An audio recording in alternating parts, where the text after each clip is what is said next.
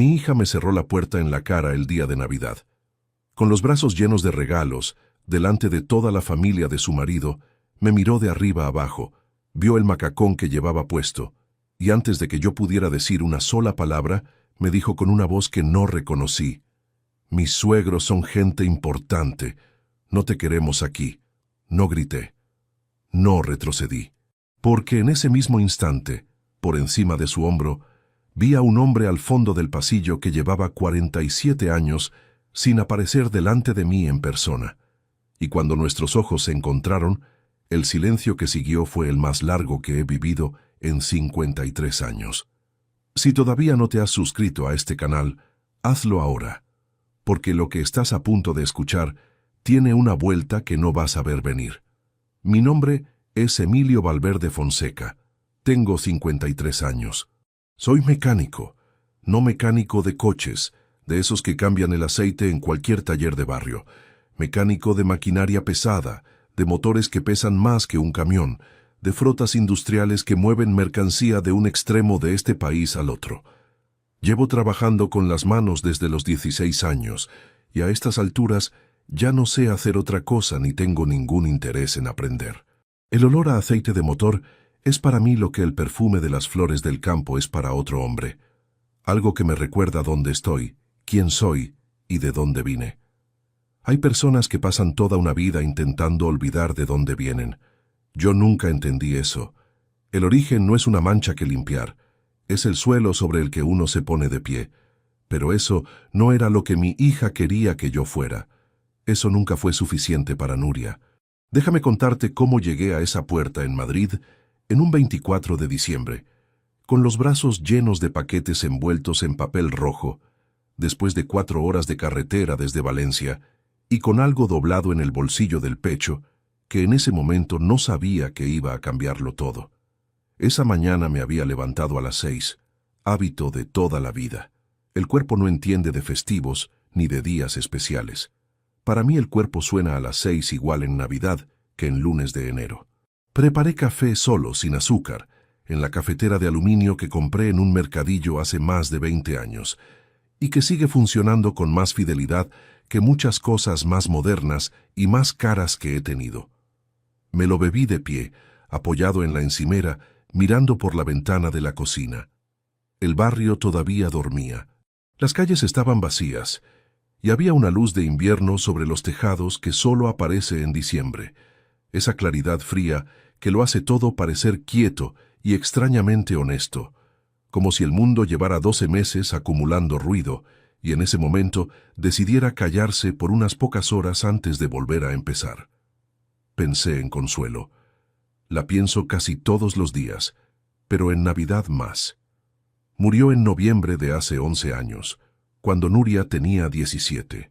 Llevaba 15 meses luchando contra un cáncer de páncreas que no perdonó, que no negoció, que no dio ninguna de las treguas que uno va pidiendo de rodillas conforme avanza el tiempo. Yo estaba a su lado la madrugada en que se fue. Nuria también. Y desde aquel día, las Navidades en esta casa han tenido un hueco que no hay forma de llenar con conversaciones, ni con luces, ni con nada que quepa en una caja con lazo. Se aprende a vivir con él, pero no desaparece. Me vestí como me visto siempre, el macacón azul marino con las iniciales bordadas en el pecho, las botas de trabajo, el anorak gris encima. No tengo ropa de domingo guardada en el armario esperando una ocasión especial. Nunca la tuve. Lo que ves es lo que hay.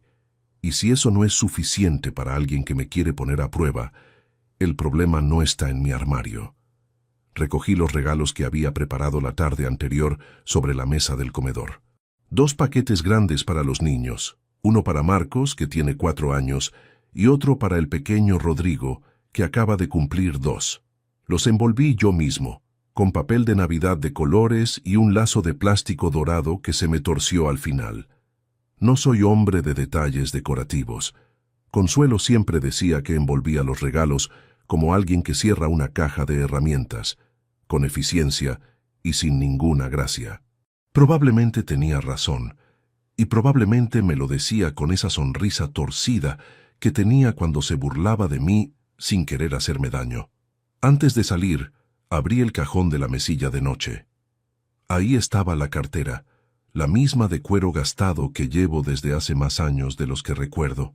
La abrí, pasé los dedos por los billetes, las tarjetas, los papeles doblados y llegué al fondo, al compartimento pequeño que casi nunca toco.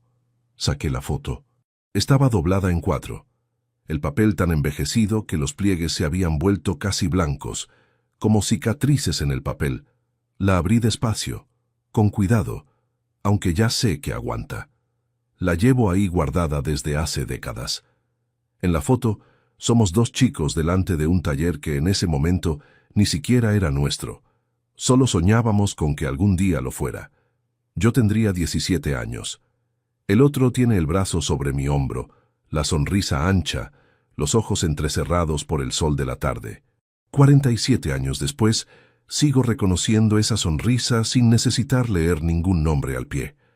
La doblé de nuevo con cuidado, la guardé en el bolsillo del pecho del macacón, encima del corazón, sin saber muy bien por qué la llevaba ese día en concreto. A veces uno hace cosas sin tener una razón que pueda explicar con palabras. A veces el cuerpo sabe algo que la cabeza todavía no ha terminado de entender. Arranqué el coche a las 8 de la mañana. 4 horas largas de autovía desde Valencia hasta Madrid. La radio puesta pero sin escucharla de verdad, solo como fondo para no estar en silencio completo. La carretera iba con poco tráfico porque la mayoría de la gente ya había llegado a donde tenía que llegar la noche anterior. Los que quedan en la autovía el 24 de diciembre son los rezagados, los que llegan el mismo día, los que tienen motivos complicados para no haber podido salir antes. Yo tenía un motivo complicado. Nuria no me había invitado. Eso es lo primero que necesitas entender, porque lo que vino después no fue un malentendido, ni una confusión, ni un cruce de mensajes perdidos. Fue una decisión deliberada de mi hija, tomada con tiempo, mantenida con cuidado y con la convicción de que yo no iba a aparecer. No me había llamado, no me había escrito, no me había dicho ni que pasarían el 24 en Madrid, ni que los niños estarían ahí esperando regalos que nunca llegarían de mi parte. Lo supe por un sobrino mío, de la misma forma en que uno se entera de las cosas que no quieren que sepas.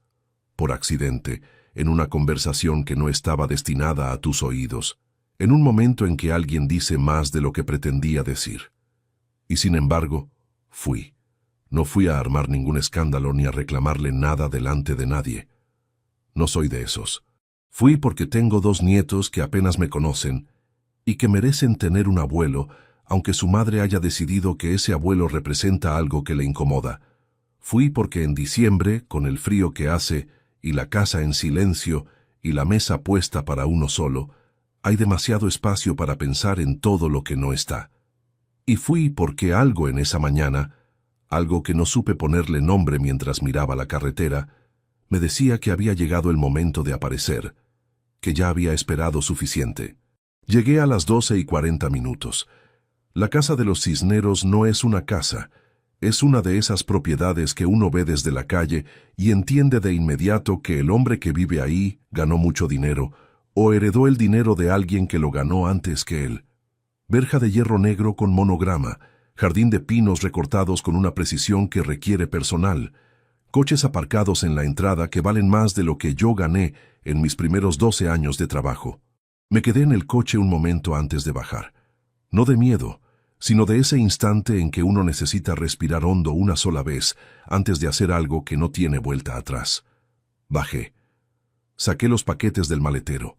Caminé hasta la puerta principal con los regalos en los brazos y llamé al timbre. Desde dentro llegaban voces mezcladas, el sonido de cubiertos, el olor de comida que salía por alguna rendija. Villancicos en volumen bajo. Todo lo que debería haber sido una bienvenida era el escenario de lo que vino a continuación. Tardaron un momento en abrir. Cuando se abrió la puerta, era Nuria. Me miró. Vi el momento exacto en que sus ojos bajaron de mi cara al macacón y volvieron a subir. Duró menos de 2 segundos, pero lo vi todo con una claridad que no se improvisa. La sorpresa primero, luego la incomodidad, luego algo que se endureció en su mandíbula, Un gesto que reconocí porque Consuelo lo tenía también, aunque en Consuelo nunca significó lo que significa en ella. Detrás de Nuria, en el interior de la casa, un niño corría por el pasillo. Se escuchaban conversaciones de adultos, risas, el sonido de sillas moviéndose. Una casa llena, una celebración de verdad. «Papá», lo dijo en voz baja, casi un susurro, como si la palabra en sí fuera ya demasiado. «Feliz Navidad», le respondí. «Traje cosas para los niños». No me dejó terminar la frase. Se hizo a un lado, no para abrirme paso, sino para poner distancia entre ella y la puerta, y entonces subió la voz lo suficiente para que se oyera adentro. «Mis suegros son gente importante. No te queremos aquí». El silencio que siguió no vino de la calle. Vino del interior de la casa. Las voces pararon. Los pasos del niño se detuvieron. Los villancicos seguían sonando, completamente ajenos a todo, pero todo lo demás se detuvo de golpe como si alguien hubiera apretado un botón. Sentí el frío de diciembre en la nuca, tenía los regalos en los brazos y no supe qué hacer con ellos, así que los sostuve. Como un hombre que lleva demasiado rato esperando que alguien le diga a dónde dejarlos. Entonces lo vi. Al fondo del pasillo, en la penumbra que separaba la entrada de la sala principal, había un hombre de pie con un vaso en la mano. Me miraba. No con la curiosidad de quien ve a un extraño en la puerta, con algo completamente distinto. Con el gesto de alguien que está intentando entender cómo es posible que lo que está viendo delante de él sea real. Yo también me quedé quieto, porque yo también lo reconocí. 47 años. 47 años desde la última vez que lo vi en persona, desde que las reuniones trimestrales pasaron a ser llamadas de teléfono y las llamadas de teléfono pasaron a ser correos y los correos se convirtieron en contratos firmados a través de un mensajero. La voz sí la conocía, la escuchaba cada mes hablando de cifras y contratos, pero la cara, la forma de ponerse de pie con el peso ligeramente hacia atrás, ese gesto de inclinar la cabeza hacia la derecha cuando algo no le cuadra. Eso no lo borra el tiempo. El vaso se quedó inmóvil en su mano. Nuria seguía hablando. Decía algo sobre el día, sobre los invitados, sobre no querer complicaciones en una tarde familiar. Yo ya no la escuchaba. No porque sus palabras no me dolieran, que me dolían, sino porque en ese corredor de Madrid que no conocía de nada, acababa de entender algo que mi hija no sabía que yo era capaz de entender en ese preciso instante. El hombre al fondo del pasillo era Rodrigo Cisneros Delgado, mi socio, mi amigo de toda la vida, el hombre con el que fundé la empresa cuando los dos éramos demasiado jóvenes para medir lo que estábamos haciendo y demasiado tercos para dejar de intentarlo. El padre del marido de mi hija. Antes de contarte lo que pasó en esa sala, necesitas saber quién soy yo. Necesitas saber de dónde venimos Rodrigo y yo, y lo que construimos juntos durante casi 3 décadas. Y necesitas entender exactamente hasta dónde llegó la mentira de Nuria antes de que esa puerta de Madrid se abriera un 24 de diciembre y lo cambiara todo de una vez. El taller olía a grasa, a metal caliente y a una humedad que venía de la pared del fondo donde la piedra nunca terminaba de secarse del todo. Era un local alquilado en el barrio de Benimamet, en las afueras de Valencia, con el techo bajo, 3 puntos de luz que nunca fueron suficientes y una puerta corredera de hierro que chirriaba cada vez que alguien la movía. Tenía 20 metros cuadrados si eras generoso al medir, y desde el primer día que lo pisamos, Rodrigo y yo supimos que era exactamente lo que necesitábamos. Eso fue en la primavera de 1991. Yo tenía 26 años. Rodrigo, 28. Los dos llevábamos años trabajando para otros, acumulando lo que puedes acumular cuando cobras lo justo y gastas lo mínimo, algo de dinero guardado, mucho conocimiento técnico y esa convicción que tienen los hombres jóvenes que todavía no han medido lo que les espera, de que si trabajan lo suficiente todo lo demás se organiza solo. Rodrigo y yo nos conocíamos desde antes de saber que nos íbamos a conocer. Eso suena raro, pero tiene sentido si creciste en un barrio donde todo el mundo sabía el nombre de todo el mundo antes de que se lo presentaran formalmente. Éramos del mismo tipo de familias, de los que no tenían finca en el campo ni piso en el centro, de los que llegaban a fin de mes con lo justo y aprendieron desde pequeños que el dinero no es algo que aparece solo. Su padre era electricista, el mío, fontanero. Dos hombres que pasaron la vida entera arreglando lo que otros rompen, cobrando lo que les dejaban cobrar, sin quejarse más de lo que la situación requería. Rodrigo fue mi amigo antes de ser mi socio. Eso importa más de lo que parece. No comenzamos la empresa porque fuéramos los más preparados, ni los que teníamos el mejor plan escrito en papel. Lo hicimos porque nos fiábamos el uno del otro con una solidez que no necesitaba explicación ni documento. Era una certeza construida durante años de compartir bocadillos en el descanso de la obra, de prestarse herramientas sin apuntarlo en ningún sitio, de cubrirse las espaldas cuando el encargado de turno buscaba a alguien a quien echarle la culpa de algo que no había salido bien. El dinero que pusimos en ese local de Benimamet lo habíamos ahorrado entre los dos durante 4 años. Rodrigo aportó algo más, yo algo menos, y desde el primer día dejamos claro que esa diferencia no significaría nada en términos de quién decidía y quién seguía. Éramos socios en el sentido más elemental. Lo que llegaba era de los dos, lo que salía también. Los primeros contratos los conseguimos llamando puerta a puerta a empresas de transporte que necesitaban mantenimiento para sus camiones. Sin publicidad, sin presencia en ninguna parte, sin nada salvo una tarjeta impresa en una copistería del barrio con el número de un teléfono fijo que compartíamos con la dueña del local de al lado. Ella nos pasaba los recados escritos a mano en papelitos pegados con celo en la puerta de hierro. Así empezamos. Los primeros 3 años fueron los más duros y, vistos desde la distancia, los más importantes. Hubo meses en que pagábamos el alquiler del taller y no sobraba suficiente para pagarnos a nosotros mismos. Noches que los dos nos quedábamos hasta las 12 trabajando en una máquina que tenía que estar lista al amanecer para no perder el cliente, cenando bocadillos de atún del bar de la esquina cuyo dueño nos dejaba entrar después de cerrar porque nos conocía desde críos. Nadie nos abrió ninguna puerta. Lo que llegó, llegó porque lo empujamos nosotros con las manos. Fue en ese periodo cuando conocí a Consuelo.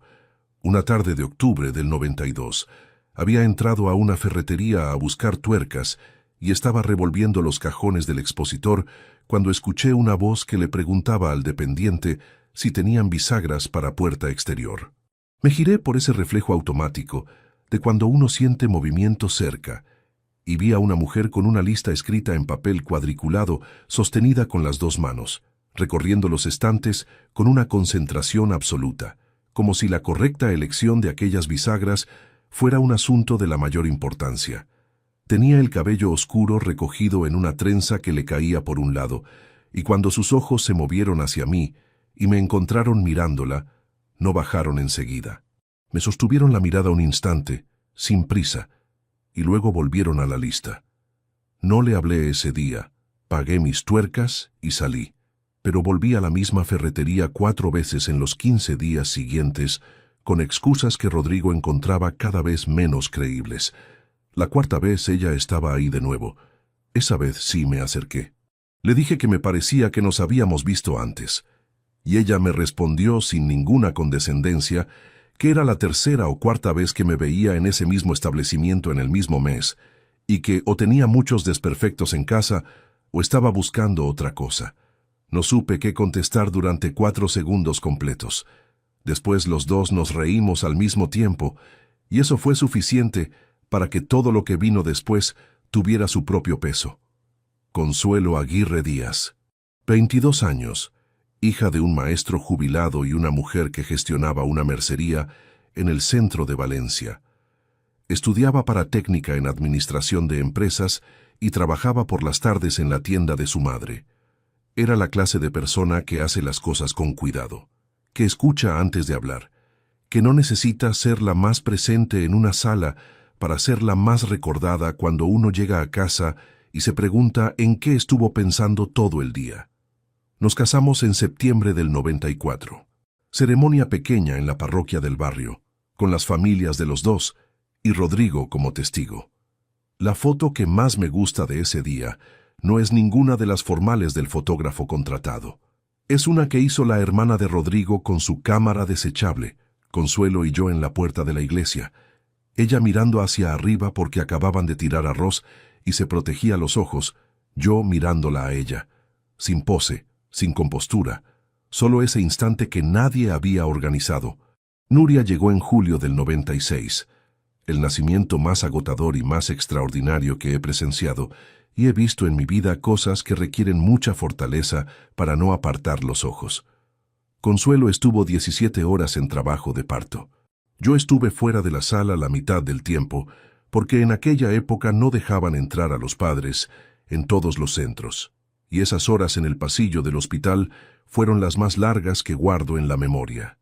Sin poder hacer nada, sin información, con esa impotencia específica de los momentos en que uno comprende que no hay herramienta que valga, no hay problema que se resuelva con las manos. Cuando me dejaron entrar y vi a Nuria por primera vez, era un bulto pequeño y arrugado que berreaba con una energía desproporcionada para su tamaño.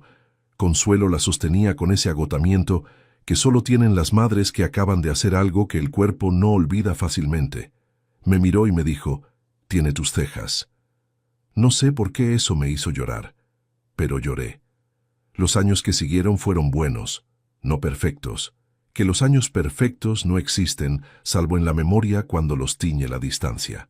Hubo temporadas difíciles en el negocio, hubo meses tensos en casa, hubo discusiones que no vale la pena detallar porque son las mismas que tiene cualquier pareja que trabaja mucho y tiene poco espacio para todo lo demás. Pero la estructura era sólida, la empresa crecía. Consuelo llevaba las cuentas con una precisión que yo no tenía y que tardé más de lo que debería en valorar como merecía.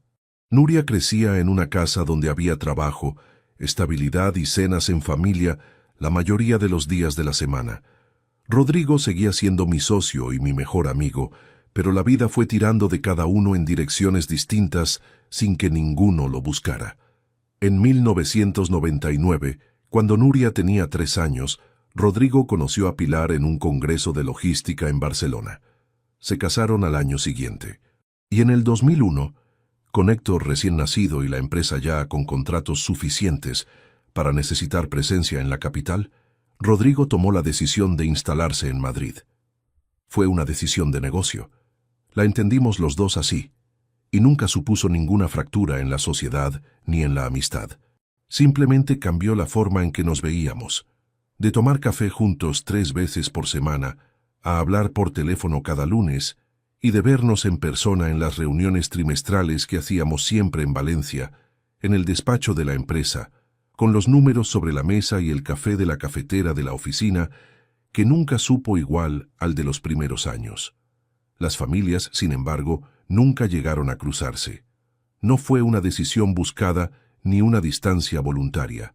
Fue simplemente que cuando uno tiene un socio en otra ciudad y una familia en la propia, cada vida discurre por su camino sin que los carriles lleguen a tocarse. Rodrigo nunca conoció a Nuria en persona. Yo nunca traté a Héctor más allá de las fotos que Rodrigo ponía sobre la mesa en las reuniones. Mencionábamos a los hijos como se mencionan las cosas importantes que pertenecen a la parte de la vida que no cabe en una junta de números, con orgullo, con brevedad, sin entrar en detalles que el otro no necesitaba para seguir siendo tu socio de confianza. Eso fue lo que hizo posible todo lo que vino después. No malicia, no ningún secreto deliberadamente guardado, solo la distancia normal entre dos vidas paralelas que comparten un negocio pero no comparten una mesa de domingo. Nuria creció viendo ese macacón azul marino, como algo tan cotidiano como el pan en la alacena.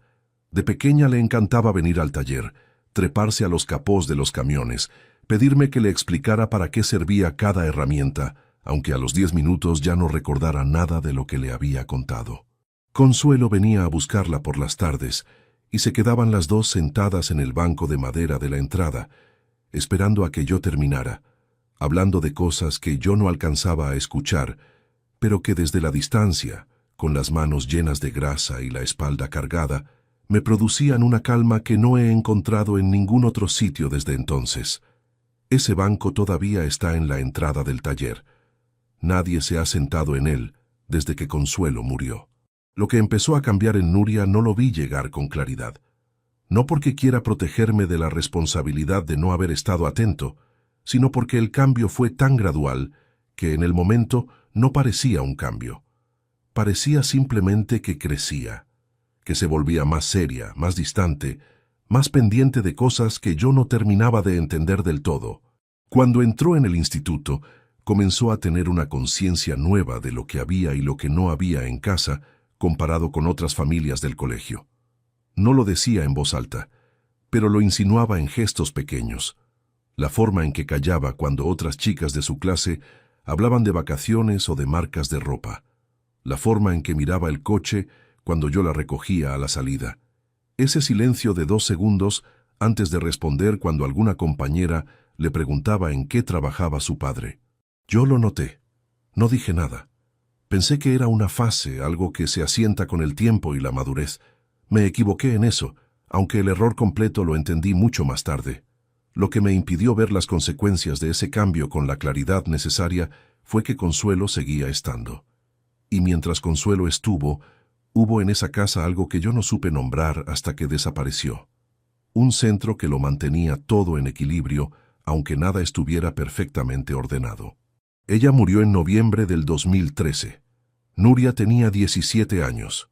Después de ese noviembre, los dos quedamos solos en esa casa de Valencia, con el silencio de Consuelo ocupando todos los espacios. Yo hice lo peor que podía hacer. Trabajé más. No como escapatoria consciente, sino porque el trabajo era lo único que seguía teniendo forma reconocible, lo único donde sabía exactamente qué hacer con las manos y con las horas. Nuria procesó el luto sola, con 17 años y un padre que llegaba agotado, y se iba temprano, y no sabía cómo sentarse a hablar de lo que los dos llevaban dentro. Esa fue mi falla más real, la que cargo sin dramatismo pero sin excusa. La dejé atravesar lo más duro de su vida sin compañía suficiente. Lo que vino después de ese silencio entre los dos, lo entendí tarde. Demasiado tarde para haberlo evitado, tal vez no demasiado tarde para lo que todavía podía hacerse. Porque 2 años antes de ese 24 de diciembre en Madrid, Nuria me hizo una llamada. Una llamada que en el momento interpreté como una petición razonable de una hija que quería proteger su vida nueva. Y que ahora, con todo lo que sé, entiendo que fue el primer movimiento de algo mucho más calculado de lo que parecía. Papá, necesito pedirte algo. Era un martes de octubre, 2 años antes de ese 24 de diciembre en Madrid. Yo estaba debajo de un camión articulado, con una llave en la mano cuando sonó el teléfono, y reconocí el número de Nuria en la pantalla. Me limpié las manos en el trapo que llevaba colgado del cinturón y respondí con el tono de siempre, sin imaginar que esa conversación iba a ser la primera pieza de algo que todavía no tenía forma reconocible. Dime, hija. Hubo una pausa breve. No de las que indican que la persona no sabe cómo empezar, sino de las que indican que sí sabe, que ha ensayado y que está buscando el tono exacto antes de pronunciar la primera frase. Estoy saliendo con alguien serio. Alguien de aquí, de Madrid. Su familia tiene una posición social importante y yo quiero que las cosas funcionen bien con ellos. Le dije que me alegraba, que me contara más. Cuando me presenten formalmente a su familia, me gustaría que no vinieras al primer encuentro con el macacón. Solo eso, solo te pido eso. Esa fue la versión inicial de la petición. La versión que sonaba a algo comprensible. Una hija que quería causar buena impresión en una ocasión específica. Le dije que para una cena formal me ponía ropa limpia como cualquier persona. Ella agradeció con un alivio que entonces interpreté como nervios de hija enamorada. Colgamos. Volví debajo del camión sin darle más vueltas. Lo que no supe ese día es que aquella llamada no era una petición aislada.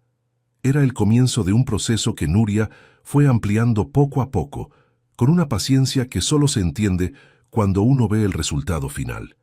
3 semanas después volvió a llamar. Esta vez el tono era más preciso, más elaborado.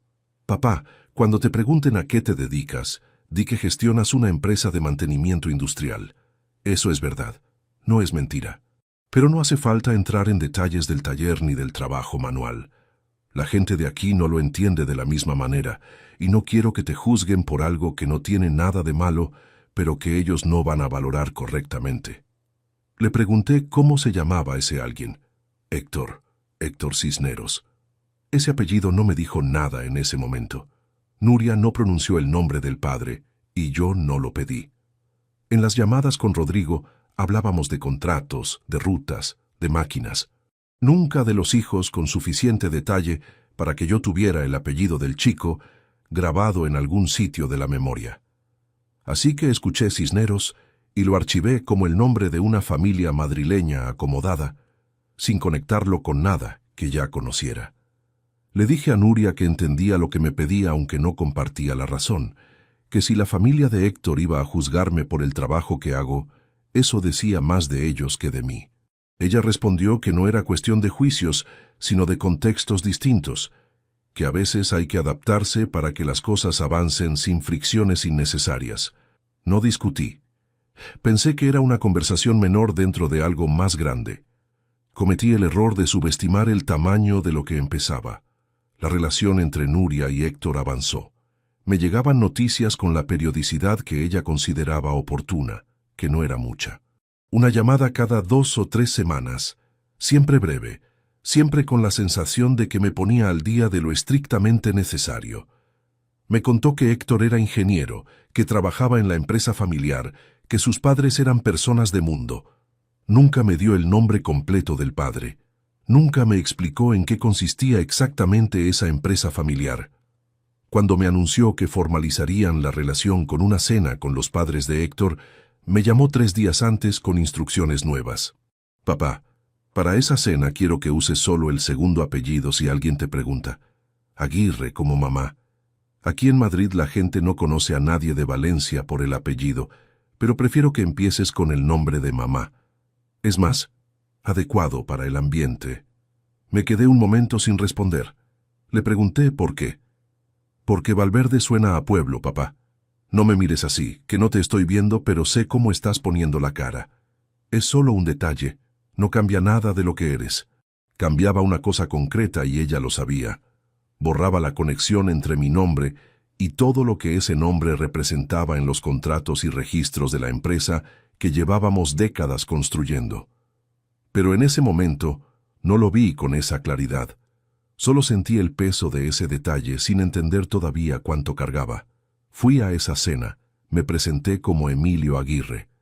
Respondí preguntas sobre Valencia y sobre mi trabajo con la versión simplificada que Nuria había preparado. Los padres de Héctor no estuvieron aquella noche. Tenían un compromiso fuera de Madrid y mandaron a Héctor con una nota de disculpa. Los caminos no se cruzaron. Nuria y Héctor se casaron 16 meses después. Boda en Madrid, iglesia en el centro, celebración en una finca alquilada a las afueras. Yo fui. Con el traje oscuro que compré en una tienda del centro de Valencia, los zapatos que había sacado de la caja por última vez en el funeral de Consuelo. Me senté donde Nuria me indicó semanas antes, en la tercera fila, no en la primera. En el salón de la finca estuve en algún momento a menos de 20 metros de los padres de Héctor, lo intuí por los gestos de recepción que se formaban alrededor de una pareja de edad, pero la disposición de las mesas y el ritmo de la tarde hicieron que ningún camino se cruzara directamente. Pensé que Nuria lo había organizado así. No me equivoqué. Después de la boda, las llamadas se volvieron más escasas. El primer nieto llegó año y medio después, Marcos. Me enteré por un mensaje de texto: ha nacido el niño, todo bien, sin hora, sin detalles, sin invitación al hospital. Fui de todas formas. Llegué en coche desde Valencia, encontré el número de la clínica, pregunté por la habitación. Cuando entré, Nuria me recibió con una expresión que no era bienvenida, pero tampoco rechazo abierto. Sostuve al niño unos minutos. Me fui antes de que llegaran los suegros que, según Nuria, estaban a punto de subir. El segundo nieto, el pequeño Rodrigo, llegó casi 2 años después. Esa vez no me avisaron en el momento. Me enteré 4 días más tarde, también por mensaje. Ahí empezó algo que no supe identificar de inmediato, pero que fue creciendo despacio, como el agua que filtra por una grieta que parece pequeña hasta el día en que la pared cede. Una prima mía, Lucía Valverde Torres, 51 años, maestra en un colegio de Burjasot, había mantenido contacto esporádico con Nuria a través de las redes sociales. Lucía era de esas personas que guardan una memoria social extraordinaria y que tienen esa cualidad, a veces incómoda, de observar cosas que los demás prefieren no ver. Me llamó un jueves por la tarde mientras yo cerraba las facturas del mes en el despacho del taller. Emilio, te llamo porque vi algo que no sé si sabes, y creo que deberías saberlo. Le dije que me contara. Estuve el fin de semana pasado en una reunión de antiguos alumnos aquí en Valencia y coincidí con una chica que resultó ser amiga de Nuria del máster. Empezamos a hablar y salió el tema de tu hija, y esta chica me contó algo que me dejó... Hubo un ruido al fondo de la llamada. Una pausa. Luego la voz de Lucía de nuevo, pero distinta, más rápida, más baja, con una tensión que no estaba un segundo antes. Emilio, te llamo luego. Ahora no puedo hablar. Colgó. Me quedé con el teléfono en la mano mirando la pantalla. Esperé media hora antes de devolver la llamada. Saltó el buzón de voz. Por la noche lo intenté otra vez. Buzón de voz otra vez. Al día siguiente llegó un mensaje de texto de Lucía. Solo decía, hay más. Cuando pueda te llamo. Eso fue un jueves. Pasó el viernes. Pasó el fin de semana entero. El lunes siguiente llamé a Nuria, no para preguntarle nada directamente, sino para escucharla, para ver si había algo en su voz que me diera alguna información sobre qué había ocurrido del otro lado de esa llamada cortada. Hola, papá. ¿Pasa algo? Nada. Llamaba para saber cómo estaban los niños. Bien. Marcos tiene una obra de teatro en el colegio esta semana. El pequeño ya empieza a decir palabras sueltas. Hablamos 4 minutos. Ella no mencionó a Lucía. Yo tampoco. Pero en un momento de la conversación, cuando hice una pausa de 2 segundos antes de responder algo sin importancia, Nuria dijo con una naturalidad demasiado construida. ¿Te ha llamado alguien estos días? La pregunta era demasiado directa para ser casual, demasiado específica para no tener un destino concreto. Respondí antes de que el silencio hablara por mí. El proveedor de filtros, el mecánico de las instalaciones nuevas, lo de siempre. ¿Por qué lo preguntas? Por nada en particular. Es que a veces llaman personas que no están bien informadas y te cuentan cosas fuera de contexto, y luego se generan malentendidos innecesarios. Cosas fuera de contexto. Esa frase la guardé en el mismo sitio donde uno pone las cosas que todavía no tienen forma, pero que pesan demasiado para soltarlas. Nuria se despidió con normalidad. Yo también. Colgué y me quedé sentado frente al escritorio con los ojos puestos en la pared del despacho, donde colgaban los permisos industriales renovados cada año. Pensé en la carta de Consuelo, en aquella frase suya sobre el orgullo de Nuria, sobre la paciencia que había que tener. Y luego pensé en algo que Consuelo nunca escribió, pero que yo sentía con una claridad que crecía cada vez que intentaba ignorarla, que la paciencia sin información no es una virtud, es simplemente ceguera voluntaria. Lucía no llamó en 3 semanas, y el silencio de esas 3 semanas fue la información más clara que recibí desde que todo esto había comenzado. Porque si lo que aquella amiga del máster le había contado a Lucía fuera algo sin consecuencias, habría llamado al día siguiente sin dudarlo. Si Nuria no hubiera estado presente en el momento en que Lucía cortó la llamada, la pregunta sobre si alguien me había contactado no habría llegado 4 días después con esa precisión. Lo que todavía no sabía era el contenido exacto de lo que Lucía había estado a punto de decirme, lo que Nuria le había contado a la familia de Héctor sobre mí, sobre mi ausencia, sobre los años que supuestamente habían pasado sin que yo apareciera. Eso lo descubrí 3 semanas después, y fue considerablemente peor de lo que cualquier cosa que hubiera podido imaginar esa tarde en el despacho. Lucía llamó un martes a mediodía. Yo estaba revisando un albarán de entrega en la mesa del despacho cuando el teléfono vibró con su nombre en la pantalla. Lo cogí antes del segundo tono. Emilio. Su voz tenía una textura distinta a la de siempre. no de miedo, sino de la persona que ha estado cargando algo demasiado tiempo y ha llegado al punto en que ya no puede seguir sosteniéndolo sola. Necesito contarte lo que no pude decirte hace 3 semanas, y necesito que me dejes terminarlo antes de que digas nada. Le dije que hablara. La chica con la que coincidí, la amiga del máster de Nuria, se llama Cristina. Estudiaron juntas hace 4 años. Siguen en contacto. Y Cristina estuvo en Madrid el mes pasado en una cena con un grupo de amigas comunes.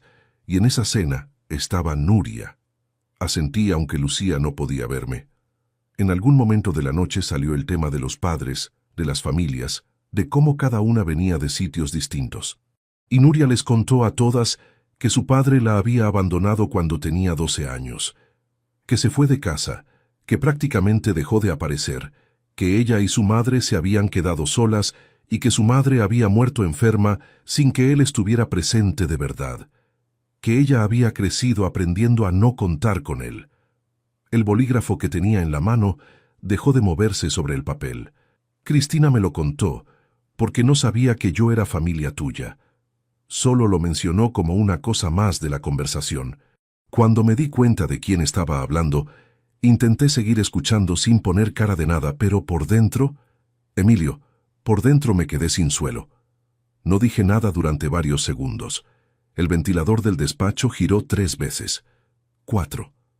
El ruido del taller entraba amortiguado por la puerta entornada, el sonido de una llave de impacto trabajando en algún punto del fondo. Un camión frenó en la calle exterior. Esos sonidos existieron todos al mismo tiempo, mientras yo procesaba lo que Lucía acababa de poner encima de la mesa. Y no fui capaz de moverme, ni de hablar, ni de soltar el bolígrafo que seguía en mi mano sin ninguna función. «Y hay algo más», continuó Lucía. Su voz bajó otro grado. Cristina me dijo que eso que Nuria cuenta de su padre, esa versión, es la misma que le contó a la familia de Héctor desde el principio, que los padres de él saben que Nuria creció prácticamente sin padre, que él era un hombre que estuvo ausente, que eligió el trabajo sobre la familia, que nunca estuvo cuando se le necesitó. Esa es la historia que ellos tienen de ti, Emilio. Eso es lo que creen desde antes de que Nuria y Héctor se casaran. Ahí fue cuando lo entendí completo. No como una intuición ni como una sospecha que se confirmaba, como una estructura que de repente tiene toda su geometría visible de una sola vez.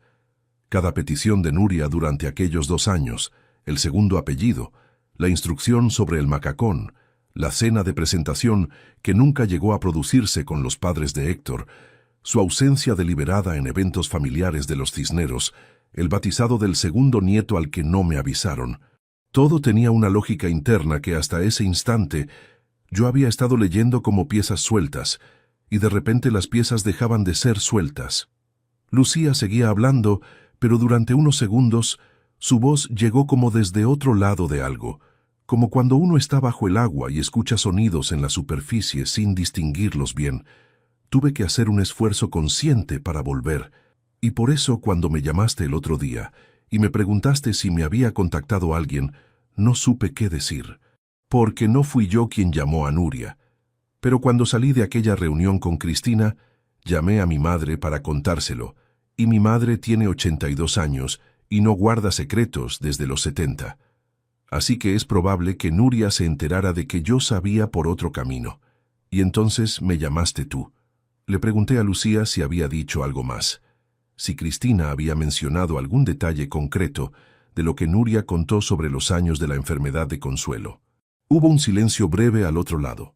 Sí, que su madre murió prácticamente sola, que su padre apenas apareció durante la enfermedad porque el trabajo siempre fue primero. Colgué despacio. No de mala manera.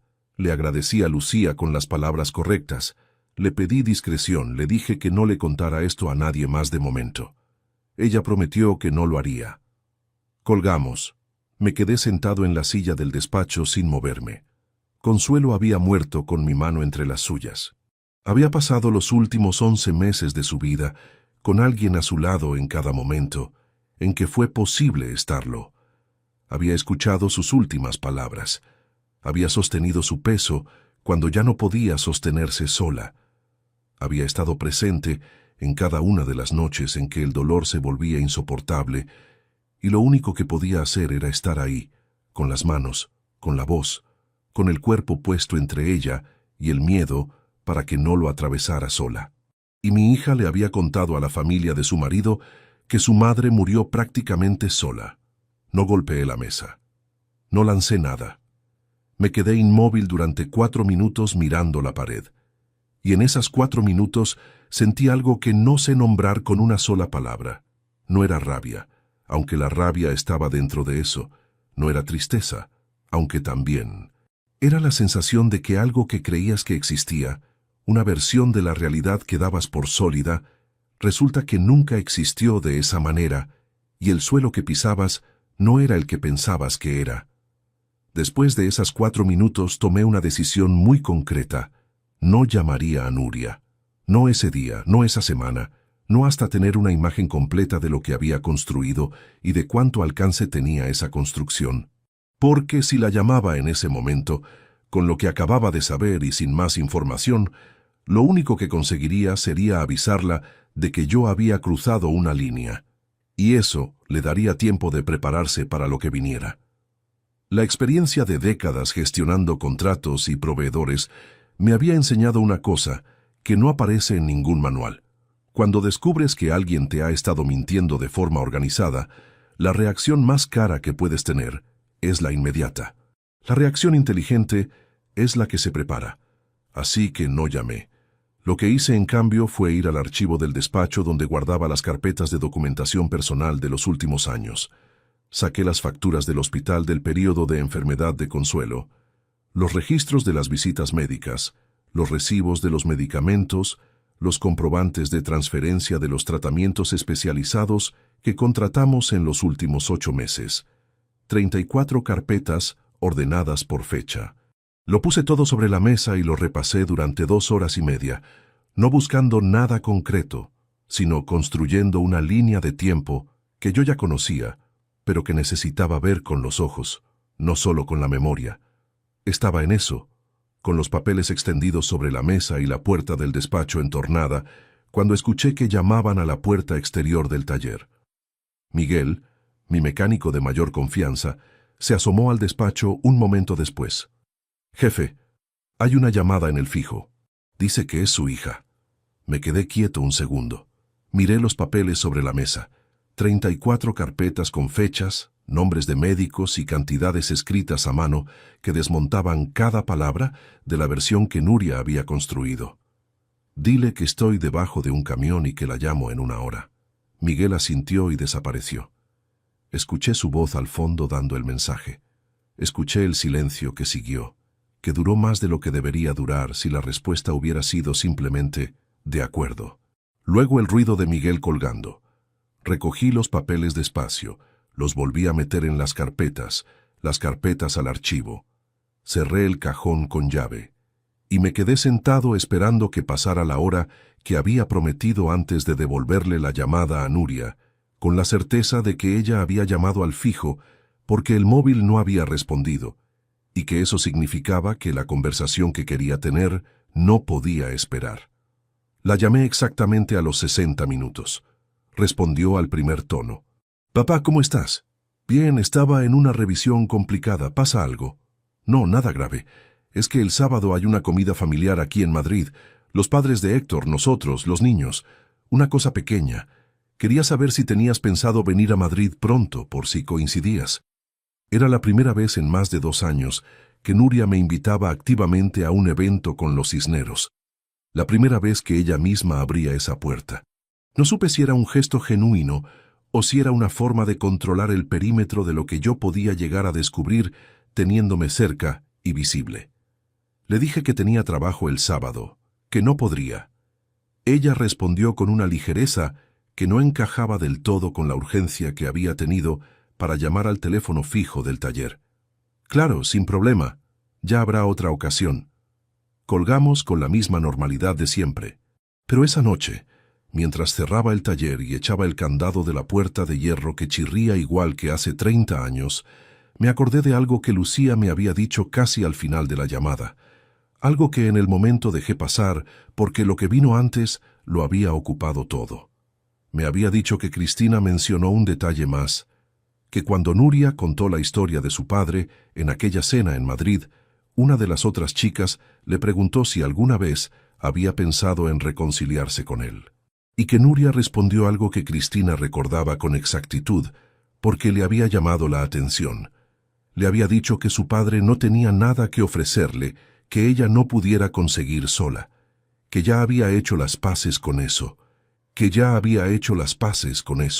no con él, con eso, con la ausencia de él como si fuera un estado permanente que ya no requería solución, solo aceptación, como si la posibilidad de que yo apareciera en su vida de Madrid no fuera algo que pudiera llegar a ocurrir. Lo que no entendí esa noche, y tardé todavía unas semanas más en entender, es que esa frase no era resignación, era una declaración de intenciones, y que mientras yo seguía interpretando sus acciones como las de una hija con vergüenza y distancia emocional, ella ya había avanzado un paso más hacia algo concreto que yo aún no tenía en mi campo de visión. El sonido llegó antes que el coche, el crujido de la grava del patio exterior, unos pasos sobre el suelo húmedo de la mañana, y luego la silueta de Nuria apareciendo en el vano de la puerta del taller un miércoles de noviembre, 3 semanas después de la llamada de Lucía, sin avisar, sin mensaje previo, con un bolso de cuero oscuro bajo el brazo y una carpeta de documentos sostenida con las 2 manos, como si llevara algo que requería cuidado. Me la encontré de frente cuando salía del foso de inspección. Me detuve. Ella también. No sabía que venías, dije. Lo sé. Quería hablar contigo en persona de algo importante y no quería que tuvieras tiempo de preparar una respuesta antes de escucharme. Lo dijo sin rodeos, con una seguridad que no encajaba con la hija que me llamaba cada 3 semanas con conversaciones breves sobre los niños y el tiempo en Madrid. Había algo diferente en su postura esa mañana, algo que olía a ensayo previo, a una versión de sí misma que había practicado en el coche durante las 4 horas de carretera. La hice pasar al despacho. Cerré la puerta. Me limpié las manos en el trapo que llevaba colgado del cinturón y me senté frente a ella. Nuria puso la carpeta sobre la mesa con cuidado, pero no la abrió todavía. Me miró un momento antes de empezar. «¿Estás bien, papá? Te veo cansado». «Estoy igual que siempre», asintió. Luego bajó los ojos a la carpeta y la abrió. «He estado pensando mucho en la empresa, en tu situación, en todo lo que llevas cargando solo desde hace años. Tienes 53 años, llevas décadas con esto a cuestas, y creo que ha llegado el momento de que pienses en ti». Le dije que no entendía a dónde quería llegar. Hay un grupo de inversores de Madrid interesados en adquirir una participación en empresas de mantenimiento industrial. Gente seria, con respaldo financiero sólido, con estructura de gestión profesionalizada. Han revisado el sector y tienen interés en este tipo de activos. Si vendieras tu participación, podrías obtener una cifra que te permitiría descansar, tener una jubilación anticipada real, dejar de depender de contratos que pueden fallar cualquier año. Puse las manos sobre la mesa, planas, sin moverlas. ¿Cuánto ofrecen estos inversores? Nuria sacó un papel de la carpeta y lo giró hacia mí. Una cifra, escrita en números, no por extenso. 320.000 euros por el 62% de la sociedad. Menos de la mitad de lo que valía esa participación según la última tasación que había encargado 16 meses atrás, que arrojaba un valor de mercado de 740.000 euros por el mismo porcentaje. No cambié la expresión. Eso requirió un esfuerzo considerable. ¿Quiénes son estos inversores? Un grupo de gestión privada con sede en Madrid. No son públicos, no tienen un nombre de marca conocido, pero tienen el capital y la experiencia. ¿Cómo llegaste a ellos? Una pausa de 2 segundos, corta, pero estaba ahí. A través de contactos de Héctor, gente del entorno profesional de su familia. No te lo estoy ofreciendo como algo que te beneficia a ellos. Te lo ofrezco porque creo que te beneficia a ti, que ya es hora de que alguien en esta familia piense en tu futuro. Alguien en esta familia. La frase tenía una generosidad superficial que por debajo escondía otra cosa. La idea de que ella era quien se preocupaba por mí, de que yo era incapaz de gestionar lo que me correspondía sin su intervención. Lo que Nuria no sabía, y lo que yo tenía completamente claro sentado frente a ella en ese despacho, era que esos contactos del entorno profesional de la familia de Héctor eran con toda probabilidad el propio Rodrigo Cisneros, que llevaba 30 años siendo mi socio, y que en ninguna de nuestras llamadas mensuales había mencionado jamás ningún interés en adquirir mi participación. Lo que significaba que o Rodrigo no sabía nada de lo que su nuera estaba haciendo, o había algo en ese movimiento que todavía no alcanzaba a ver desde mi ángulo. Cogí el papel con la cifra. Lo miré. Lo dejé en su sitio. Voy a necesitar revisarlo con calma. Claro, dijo Nuria, tómate el tiempo que necesites, pero no demasiado, porque este tipo de oportunidades tienen una ventana. Si el grupo no recibe una respuesta en los próximos 15 días, seguirán buscando en otro sitio. Los próximos 15 días. Una presión con fecha. Clásico de las negociaciones que no quieren que el otro tenga tiempo de consultar con nadie. ¿Tienes documentación de estos inversores? Razón social, CIF, algo que pueda revisar con mi asesor. Nuria cerró la carpeta con un movimiento tranquilo. Cuando des el sí, te facilito todo eso. Primero necesito saber si hay disposición por tu parte. No tiene sentido mover papeles si la respuesta va a ser negativa.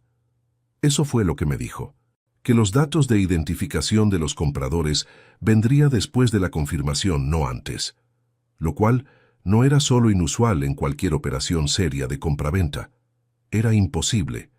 Ningún vendedor responsable firma ningún tipo de acuerdo sin saber con quién lo está firmando. Y Nuria lo sabía porque si había algo que yo le había enseñado desde pequeña, incluso sin proponérmelo, era que en los negocios los papeles van primero y la confianza va después, nunca al revés. Fue en ese momento cuando ocurrió lo que más cerca estuvo de irse todo al traste antes de tiempo. Sonó el teléfono fijo del despacho. Lo cogí por inercia, antes de pensar. Valverde Frotas, buenas. La voz al otro lado era la de Rodrigo. Inconfundible después de 30 años. Su tono de los lunes cuando revisamos números, directo, sin preámbulos. Emilio, soy yo. Oye, que tengo una duda sobre la renovación del contrato de Castellón. ¿Tienes un momento? Nuria estaba sentada a menos de 1 metro de mí, la carpeta cerrada sobre la mesa, los ojos puestos en mi cara. 4 segundos. Eso fue lo que tuve. Ahora mismo no puedo, tengo a alguien en el despacho. Te llamo en 40 minutos. Sin problema, hasta luego. Colgué. Dejé la mano sobre el teléfono un instante más del necesario, solo para tener algo donde ponerla mientras recomponía la expresión. Nuria me miraba. ¿El socio?, preguntó. Un proveedor, lo de siempre. Ella asintió. Pero sus ojos no se movieron de mi cara durante 2 segundos más, con una atención que no era conversacional, era evaluadora. Buscaba algo. No supe si lo encontró. Bueno, dijo finalmente recogiendo la carpeta. Piénsalo, ya sabes cómo localizarme. Se levantó. Yo también. La acompañé hasta la puerta del taller sin decir nada más. Ella cruzó el patio, subió al coche, arrancó. Esperé a que la matrícula madrileña desapareciera al final de la calle antes de volver al despacho. Cerré la puerta. Me senté. Marqué el número de Rodrigo. Respondió al segundo tono. Dime, Rodrigo, el contrato de Castellón. ¿Qué necesitabas saber? Hablamos 12 minutos de las condiciones de renovación, de los precios del combustible industrial, de un ajuste en los plazos de revisión que él quería proponer a la empresa contratante. 12 minutos completamente normales. En ningún momento Rodrigo mencionó ningún grupo de inversores. En ningún momento dijo nada que sugiriera que tuviera el menor conocimiento de la propuesta que su nuera acababa de poner sobre mi mesa. Cuando colgué, lo que tenía delante ya no era una hipótesis. Era una certeza con 2 posibles explicaciones, y ninguna de las 2 era tranquilizadora. Rodrigo estaba detrás de la operación y había decidido hacerla a través de Nuria sin decirme nada, traicionando 3 décadas de una sociedad que siempre había funcionado con transparencia total. O Nuria Había usado el nombre del entorno de su marido como respaldo falso para una operación que ella misma estaba moviendo por razones que yo todavía no comprendía del todo. Para saberlo con certeza, necesitaba información que no podía pedirle a Rodrigo sin revelar lo que sabía. Y necesitaba esa información antes de que pasaran los 15 días que Nuria me había dado como plazo. Esa tarde, después de cerrar el taller, fui al despacho del abogado que llevaba mis asuntos personales desde hacía 18 años. Augusto Ferrán Molina. 58 años, pelo completamente blanco desde los 45, un hombre que hablaba siempre en voz baja, pero al que nunca era necesario pedirle que repitiera nada, porque lo que decía era siempre exactamente lo que quería decir. Le expliqué la situación sin omitir nada. La propuesta de Nuria, la cifra, la ausencia de documentación, el plazo de 15 días.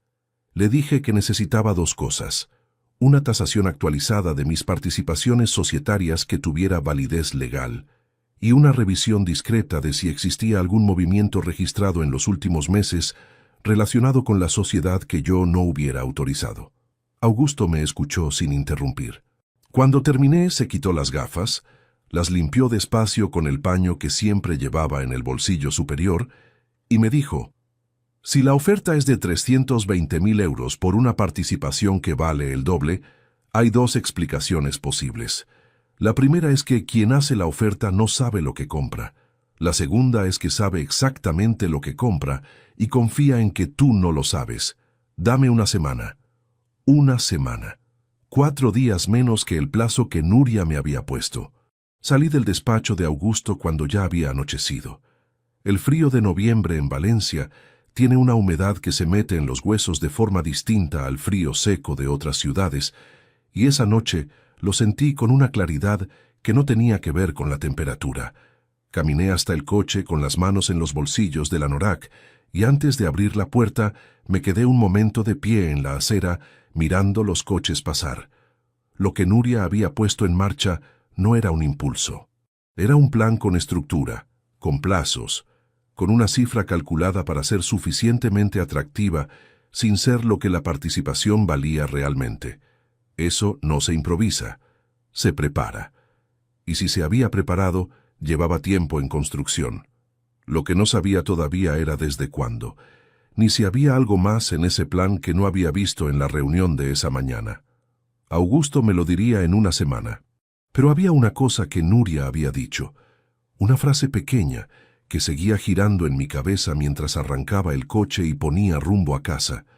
Había dicho que esos inversores seguirían buscando en otro sitio si no recibían respuesta en 15 días, y lo había dicho con una naturalidad que solo tiene sentido cuando uno sabe con certeza que el otro lado no va a buscar en otro sitio, porque el otro lado no es un grupo anónimo de inversores. El otro lado tiene un nombre. Y ese nombre ya estaba en mi vida mucho antes de que Nuria pusiera esa carpeta sobre mi mesa. Augusto Ferrán Molina llamó el 7º día. No el 10º, no cuando el plazo de Nuria estaba a punto de vencerse. El 7º, 2 días antes de lo previsto, con esa voz suya que no sube de volumen ni cuando trae malas noticias. Necesito que vengas esta tarde, a las 6, si puedes. Llegué a las 6 en punto. Augusto estaba de pie frente a la ventana de su despacho cuando entré, con las manos cruzadas a la espalda y una carpeta azul cerrada sobre la mesa que no tocó durante los primeros 3 minutos de conversación. He revisado todos los registros mercantiles accesibles relacionados con la sociedad, dijo sin preámbulos. Los estatutos, las actas de las juntas de los últimos 8 años, los poderes notariales vigentes. Y he pedido a un colega de Madrid que hiciera una búsqueda discreta sobre personas jurídicas activas relacionadas con el apellido Cisneros en el sector de la logística y el mantenimiento industrial. Se giró hacia la mesa y abrió la carpeta. No hay ningún grupo de inversores, no existe ninguna entidad registrada en Madrid que responda al perfil que tu hija te describió con intención de adquirir participaciones en empresas del sector. Lo que sí existe es una sociedad constituida hace 14 meses con sede en Madrid, con 2 titulares, Héctor Cisneros Palomar y Nuria Valverde Aguirre. Me puse los lentes que uso para leer de cerca y revisé el papel que Augusto puso frente a mí. El nombre de la sociedad era una combinación de iniciales que no decía nada por sí sola. El objeto social declarado: gestión y consultoría de activos industriales. Capital inicial: 12.000 euros. Fecha de constitución: 14 meses atrás, 4 meses antes de que Nuria apareciera en el taller con la carpeta y la propuesta de compra. 4 meses de preparación antes de sentarse frente a mí. La sociedad no tiene actividad registrada hasta la fecha, continuó Augusto. Ningún contrato, ninguna factura, ningún movimiento relevante.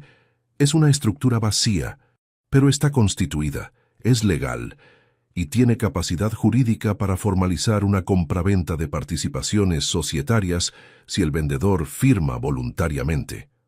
Lo que significaba que si yo hubiera firmado aquella propuesta en el plazo de 15 días, mis participaciones habrían pasado a una sociedad controlada por mi hija y mi yerno por menos de la mitad de su valor real, y que esa operación, desde el punto de vista estrictamente legal, habría sido impecable.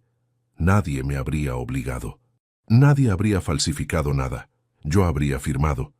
Eso era lo que hacía que la estrategia fuera tan sólida. Dependía de mi ignorancia, no de ninguna ilegalidad. Y si yo era ignorante, no había nada que reprocharle a nadie. Pasé 20 minutos con Augusto repasando los documentos. Ahí fue donde mis décadas como gestor de una empresa mediana con contratos industriales se convirtieron en algo que Nuria no había calculado. Yo no era un hombre que firma papeles sin leerlos. Era un hombre que durante 30 años había aprendido a leer lo que un documento dice entre lo que dice, a identificar dónde están los márgenes de una operación y qué intereses mueve cada cláusula. Cuando Augusto puso sobre la mesa los estatutos de esa sociedad vacía y los comparó con la estructura de nuestra empresa de frotas, vi en 10 minutos lo que alguien sin ese bagaje habría tardado días en identificar: que la sociedad de Nuria y Héctor estaba diseñada específicamente para recibir una participación mayoritaria de una empresa operativa ya consolidada, no para gestionarla desde cero, para heredarla. ¿Hay alguna irregularidad legal en lo que has encontrado?, le pregunté a Augusto antes de irme. Ninguna. Todo lo que te he mostrado es público y legal. ¿Y si yo no firmo? Entonces no pasa nada. La sociedad sigue vacía, el plazo vence, y todo continúa como antes. La única consecuencia es que tu hija no consigue lo que quería. Salí del despacho de Augusto con la certeza de que no iba a firmar. Eso lo tenía claro desde antes de entrar.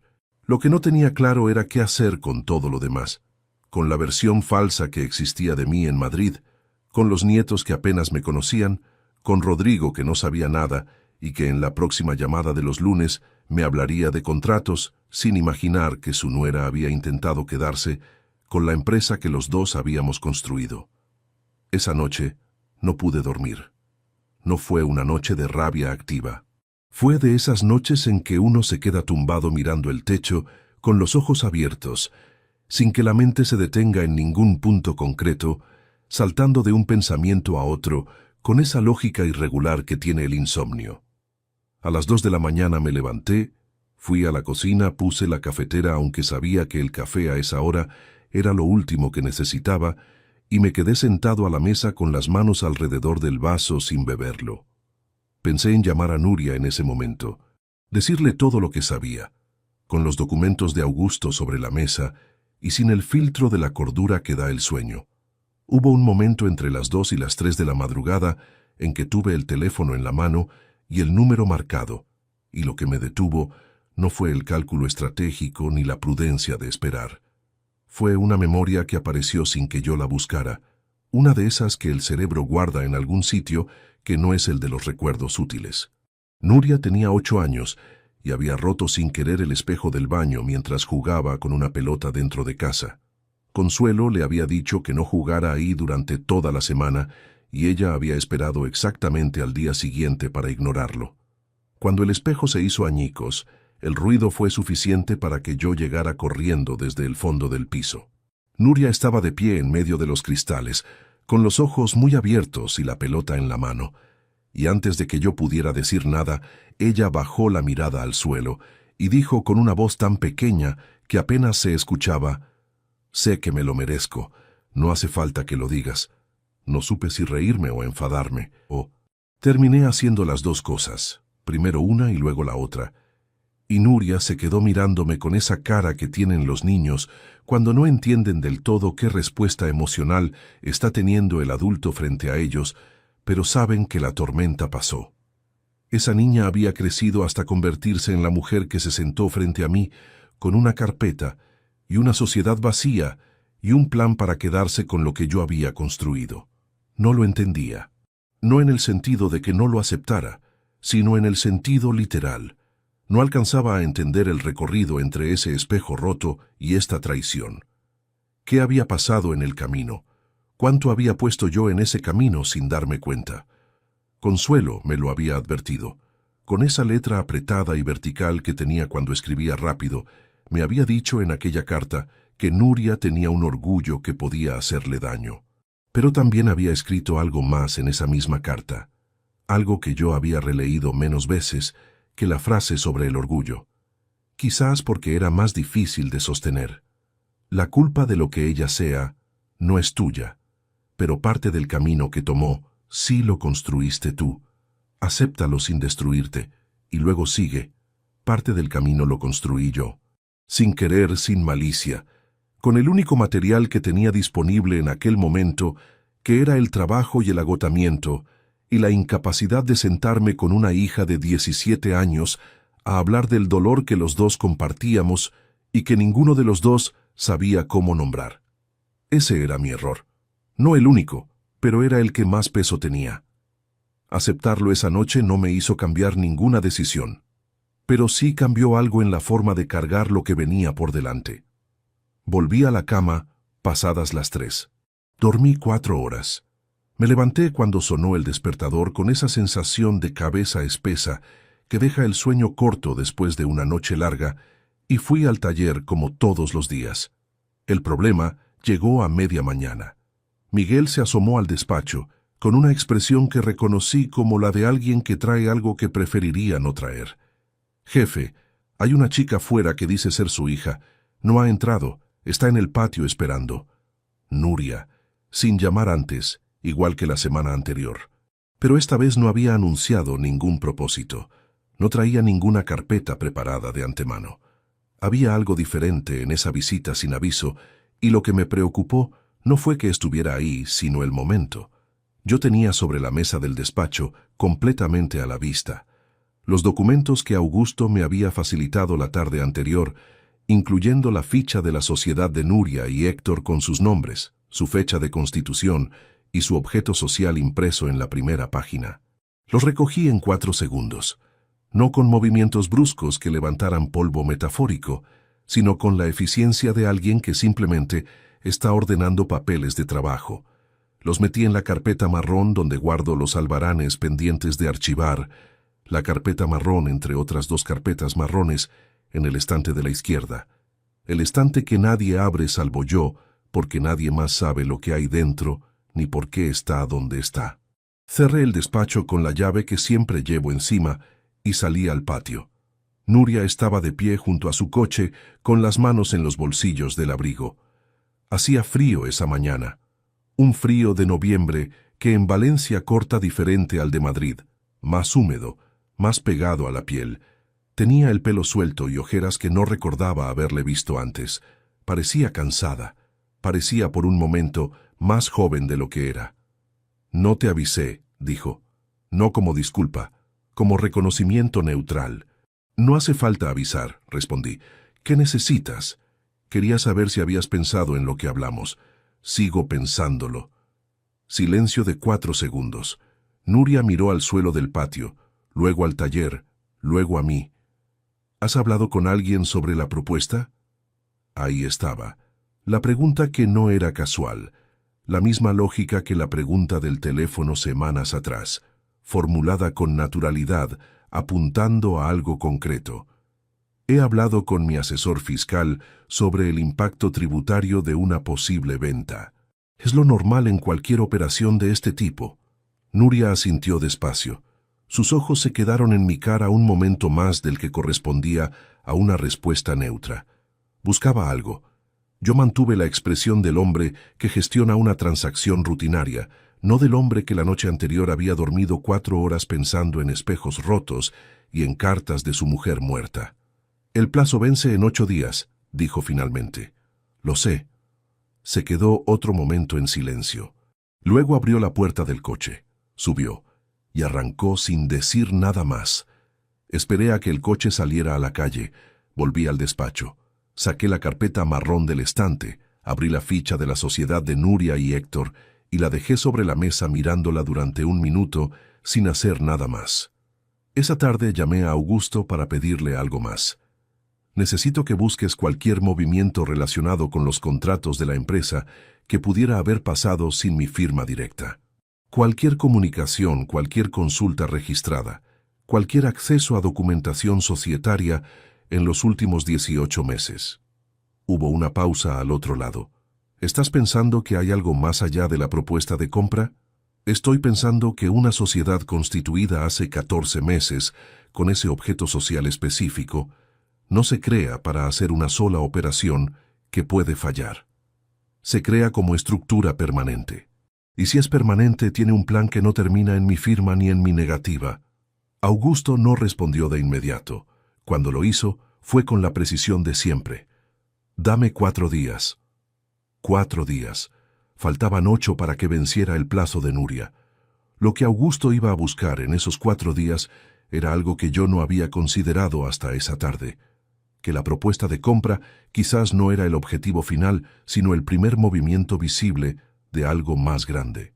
Y que si había un segundo movimiento, yo todavía no sabía ni desde dónde vendría ni a quién involucraba. Esa posibilidad me mantuvo despierto la segunda noche seguida. Los 4 días que Augusto necesitaba pasaron con una lentitud que no tenía que ver con el calendario. El taller funcionó con normalidad, las revisiones se hicieron, los albaranes se firmaron, los camiones entraron y salieron del patio con la puntualidad de siempre. Desde fuera, todo seguía igual. Por dentro, cada hora tenía un peso específico que no se descargaba con el trabajo ni con el sueño, ni con ninguna de las cosas que habitualmente ponen orden en la cabeza de un hombre. Augusto llamó el 4.º día a las 5 de la tarde. «Ya tengo lo que me pediste, pero prefiero que vengas en persona. Esta vez hay más cosas sobre la mesa». Estuve en su despacho a las 6 menos cuarto. Augusto tenía preparadas 3 hojas impresas y una libreta con anotaciones a mano. Las 3 hojas estaban boca abajo.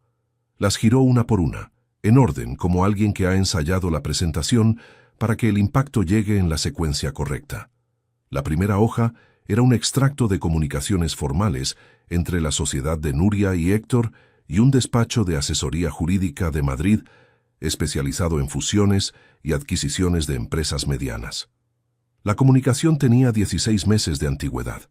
4 meses antes de que Nuria constituyera la sociedad, ese despacho había emitido un informe de valoración preliminar de nuestra empresa de frotas. Un informe que nadie me había pedido autorización para solicitar, pero que se había elaborado con datos que solo podían proceder de alguien con acceso a la documentación interna de la sociedad. «¿Cómo consiguieron los datos para hacer esa valoración?», pregunté. Augusto señaló la segunda hoja.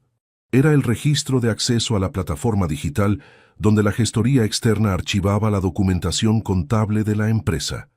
2 accesos realizados desde una dirección IP de Madrid en un intervalo de 3 semanas, 16 meses atrás, con credenciales válidas. Las credenciales de Rodrigo. Me quedé mirando esa hoja más tiempo del que necesitaba para leerla. ¿Rodrigo sabe que usaron sus credenciales? No puedo saberlo con certeza, dijo Augusto. Hay 2 posibilidades. O facilitó el acceso voluntariamente, y hay algo en esta historia que tú todavía no ves desde su lado. O alguien usó sus credenciales sin su conocimiento, lo cual también es posible si el acceso se hizo desde un dispositivo al que otra persona tuvo acceso físico. La tercera hoja era la más sencilla de entender y la más difícil de sostener. Era una consulta notarial realizada 9 meses atrás sobre los procedimientos legales para la modificación de la titularidad de participaciones societarias en caso de incapacidad sobrevenida del socio titular. No era una gestión que yo hubiera encargado. Tampoco Rodrigo, según Augusto, cuyo nombre no aparecía en la consulta. Aparecía el nombre del despacho de asesoría jurídica de Madrid, el mismo que había elaborado el informe de valoración, incapacidad sobrevenida del socio titular. Esa era la tercera vía. Si yo no firmaba la venta voluntaria, existía en algún cajón un análisis legal sobre qué ocurre con las participaciones de un socio que no puede ejercer sus derechos por incapacidad, lo que significaba que la propuesta de compra no era el único camino que habían explorado. Era el más limpio, el más rápido, el que requería menos complicaciones, pero no era el único. Guardé esa información en el mismo sitio donde uno guarda las cosas que son demasiado grandes para procesarlas de pie en el despacho de un abogado a las 6 de la tarde. Le dije a Augusto que necesitaba que preparara toda la documentación en un formato que pudiera presentarse si fuera necesario, que organizara las fechas, los accesos, las hojas en orden cronológico, que lo tuviera listo antes de Navidad. ¿Antes de Navidad?, repitió Augusto, con un tono que no era pregunta sino verificación. Antes de Navidad.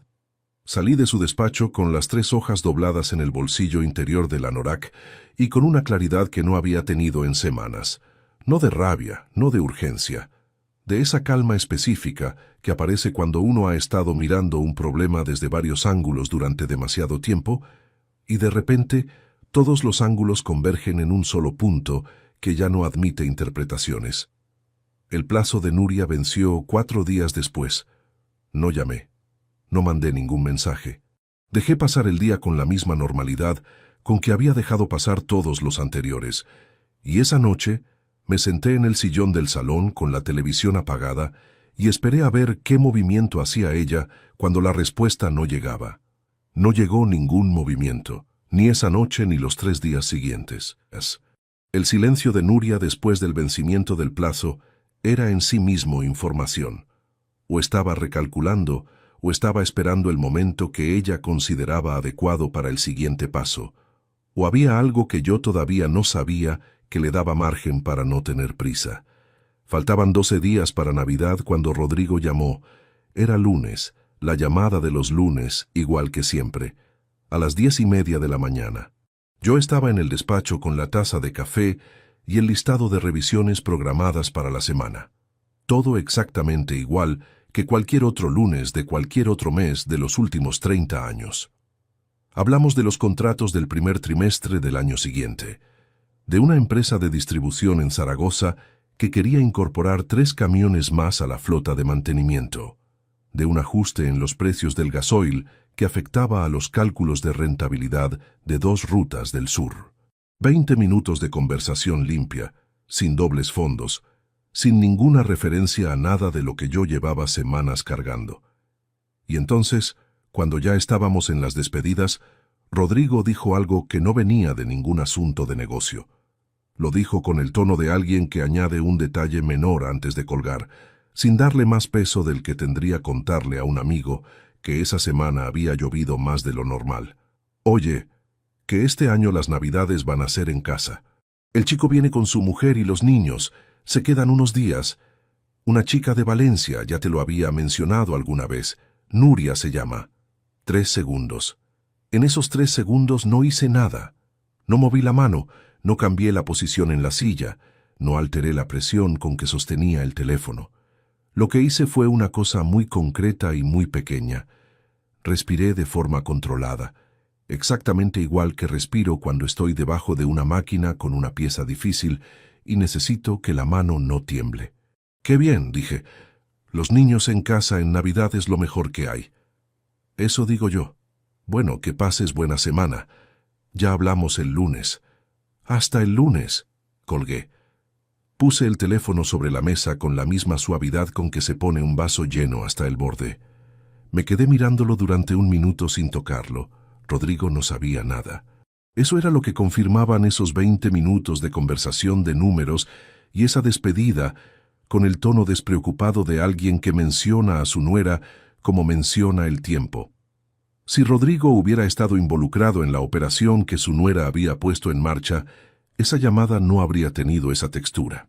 Los hombres que guardan secretos frente a sus socios de 30 años tienen una tensión específica en la voz, una ligera sobreactuación en la normalidad, 1 milímetro de más en la cordialidad.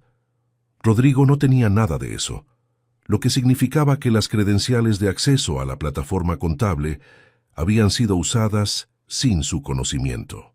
Y que Rodrigo Cisneros Delgado, 55 años, mi mejor amigo desde antes de que los dos tuviéramos edad para comprender lo que significaba esa palabra, iba a pasar la Navidad en su casa de Madrid, creyendo que su nuera era una mujer llamada Nuria Aguirre, de Valencia, cuyo padre la había abandonado de pequeña. Esa tarde, cuando el taller cerró y Miguel y los otros 2 mecánicos se fueron, me quedé solo en el despacho con la puerta entornada y el silencio del local vacío alrededor. Saqué la carpeta marrón del estante, revisé los documentos de Augusto por última vez, los puse en orden cronológico, tal como él los había preparado, los metí en un sobre cerrado y guardé el sobre en el cajón inferior del escritorio con la llave que nadie más tiene. Luego abrí el cajón de arriba, el de los lápices y las gomas y los papeles sin usar, y debajo de todo eso estaba la cartera. La saqué, la abrí, llegué al compartimento del fondo. La foto seguía ahí, doblada en 4, los pliegues blancos como cicatrices en el papel. La sostuve un momento sin abrirla. No necesitaba abrirla para saber lo que había dentro. La guardé en el bolsillo del pecho del macacón, no por costumbre esa vez. Por una razón concreta que tenía que ver con lo que iba a pasar en los días siguientes.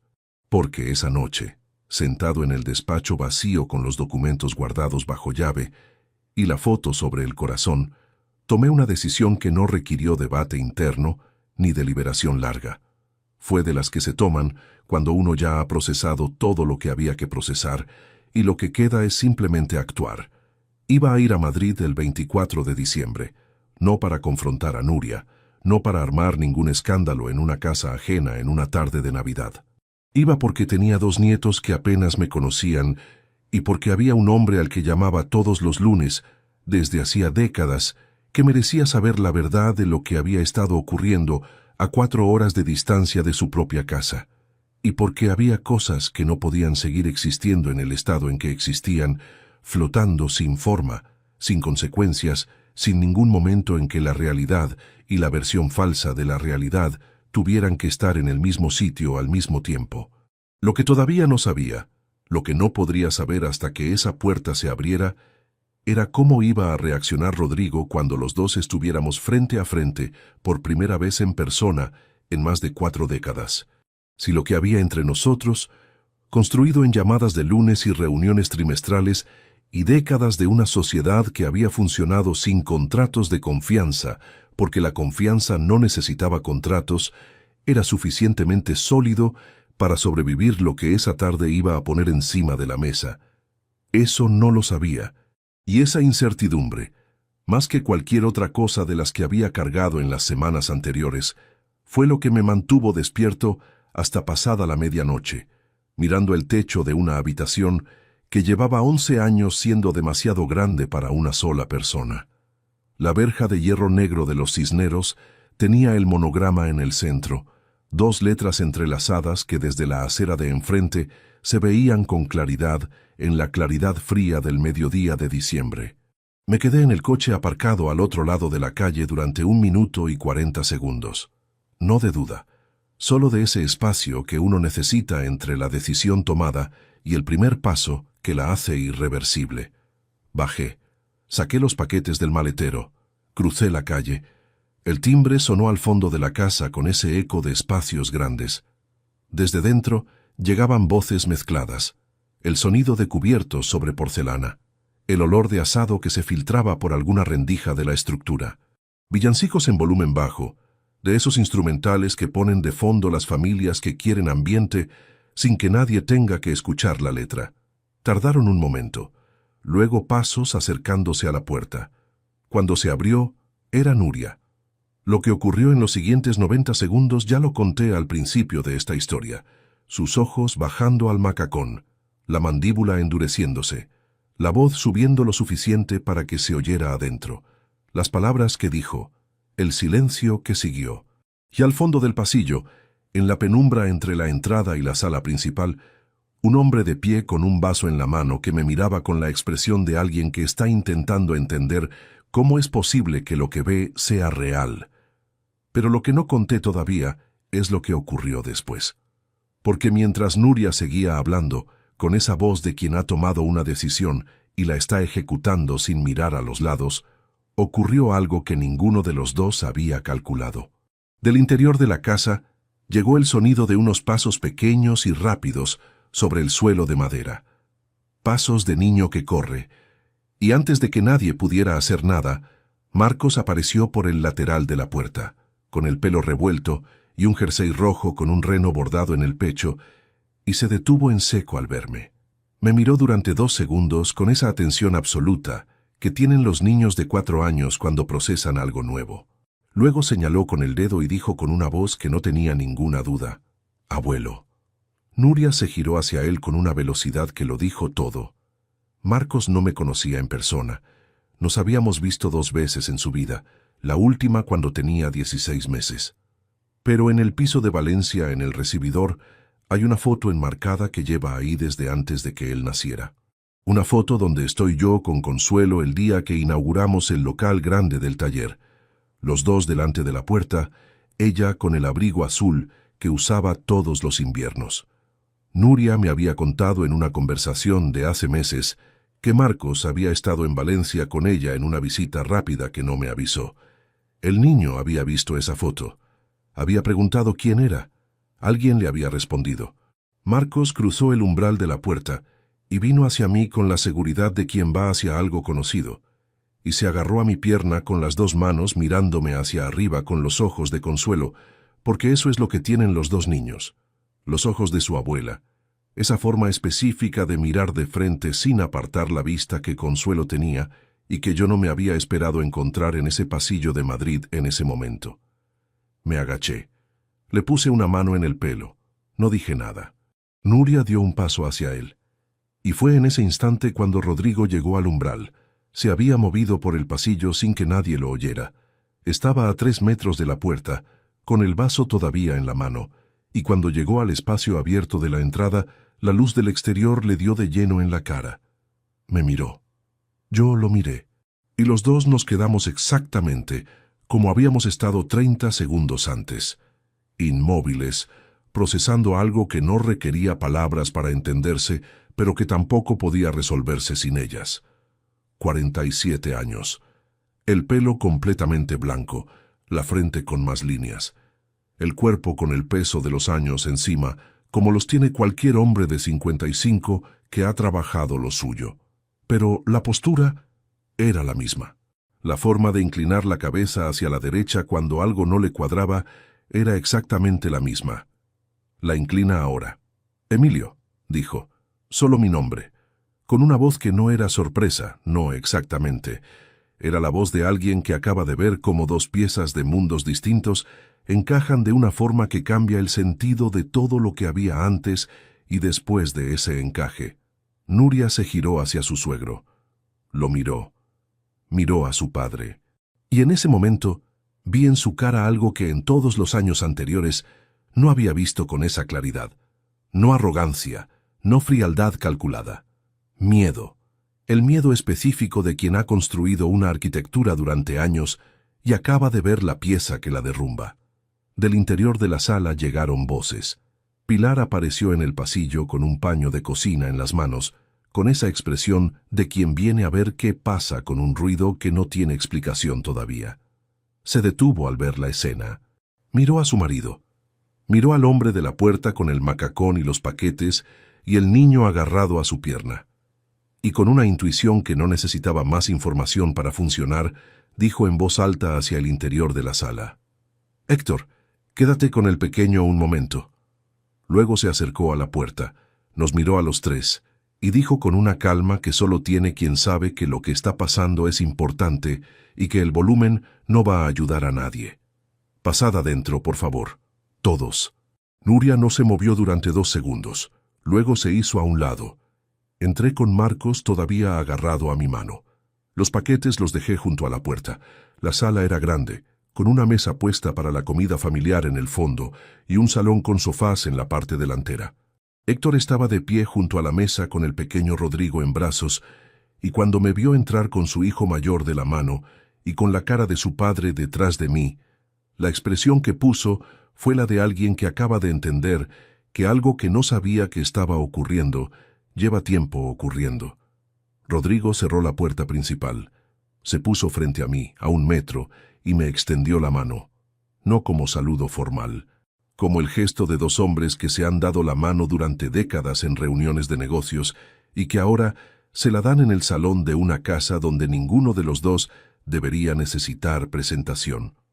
Se la estreché. «¿Cuánto tiempo llevas sabiendo dónde estaba yo?», me preguntó en voz baja. «Desde que oí el apellido de Héctor por primera vez, pero no supe que era tu hijo hasta la llamada del lunes pasado». Rodrigo asintió despacio. Nuria estaba de pie junto a la ventana del salón con los brazos cruzados. Héctor no había dicho nada todavía.